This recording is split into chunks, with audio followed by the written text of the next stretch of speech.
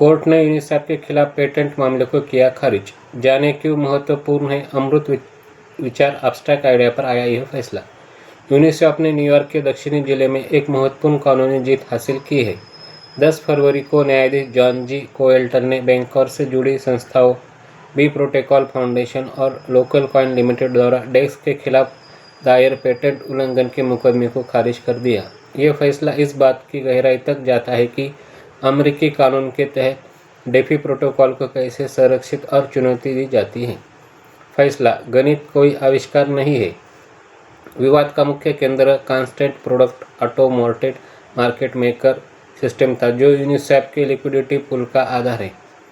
बैंकों ने आरोप लगाया था कि यूनिसेफ के प्रोटोकॉल ने ऑटोमेटेड टोकन प्राइसिंग के लिए उसकी पेटेंट तकनीक का अवैध रूप से उपयोग किया है। हालांकि न्यायाधीश कोएल्टन इससे सहमत नहीं दिखे। उन्होंने पेटेंट पात्रता के लिए सुप्रीम कोर्ट को 2 चरणीय परीक्षण को लागू किया और निष्कर्ष निकाला कि ये पेटेंट मुद्रा विनिमय दरों की गणना करने के अमृत विचार पर आधारित थे।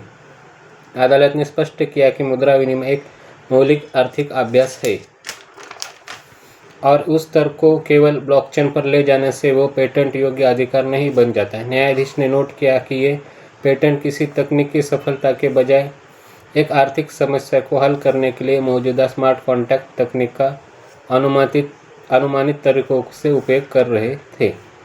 एक प्रक्रियात्मक जीत और आगे की राह दावों की अमृत प्रकृति के अलावा अदालत ने पाया कि वादी वास्तविक उल्लंघन साबित करने में विफल रहे।